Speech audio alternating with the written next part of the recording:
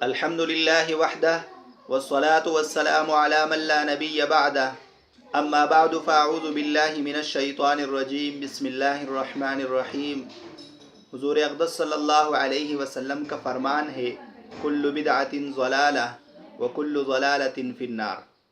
ہر بدعت گمراہی ہے اور ہر گمراہی جہنم میں لے جاتی ہے۔ حضور صلی اللہ علیہ وسلم نے اس حدیث پاک میں بدعت کی مذمت بیان کی ہے کہ بدعت ایک سنگین گناہ ہے، بدعت گمراہی ہے اور گمراہی جہنم میں لے جاتی ہے۔ بدعت کیا ہے؟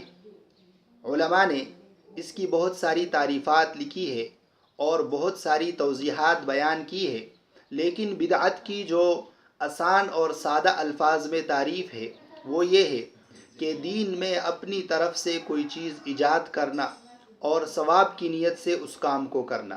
مثلا جو چیز حضور صلی اللہ علیہ وسلم سے، جو چیز صحابہ اکرام رضوان اللہ علیہم اجمعین سے ثابت نہیں، اور کوئی اور شخص اٹھتا ہے اور دین میں اسی کام کا ابتدا کرتا ہے کہ یہ ثواب کا کام ہے، یہ کام کرنا چاہیے، تو یہ بدعت کہلاتا ہے۔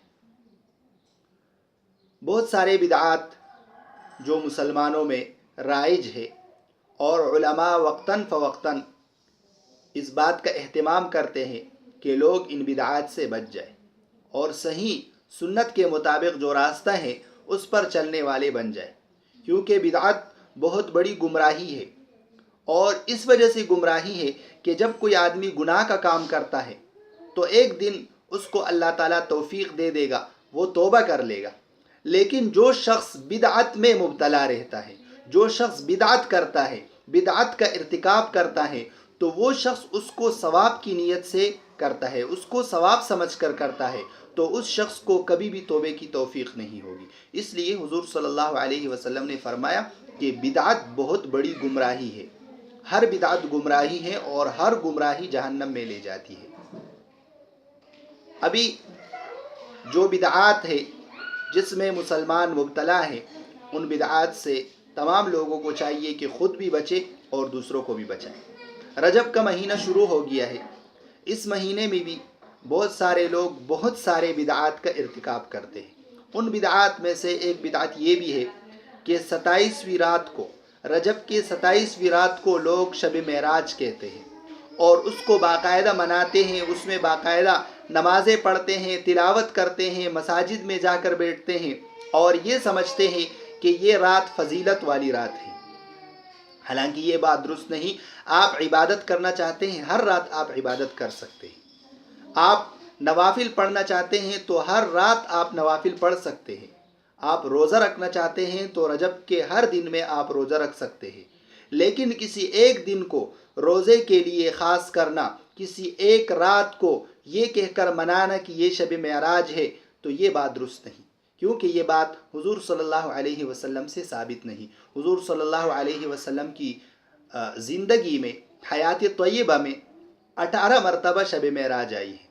اسی طرح صحابہ کرام رضوان اللہ علیہم اجمعین حضور صلی اللہ علیہ وسلم کے وفات کے بعد 100 سال تک زندہ تھے، لیکن انہوں نے کبھی شب معراج نہیں منائی۔ ابھی یہ بات ہر مسلمان سوچ سکتا ہے کہ کیا ان لوگوں کو دین کا پتہ نہیں تھا، یا وہ لوگ ثواب کمانا نہیں چاہتے تھے؟ اگر ہر مسلمان جانتا ہے کہ ان کو دین کا پتہ ہم سے زیادہ تھا، وہ دین کو ہم سے زیادہ جانتے تھے، اور ہر مسلمان یہ بات بھی جانتا ہے کہ صحابہ کرام رضوان اللہ علیہم اجمعین ہم سے زیادہ ثواب کے کام کرنے کے حریص تھے، ہم سے زیادہ وہ نیکی کے کام کرتے تھے، پھر کیا وجہ تھی کہ انہوں نے کبھی شب معراج نہیں منائی؟ لیکن آج کل کے مسلمان اٹھتے ہیں اور شب معراج مناتے ہیں کہ یہ ثواب کا کام ہے اور اس کو بہت بڑا ثواب سمجھتے ہیں۔ تو یہ کام بدعت ہے اور اپنے آپ کو بدعات اور خرافات سے بچانا چاہیے۔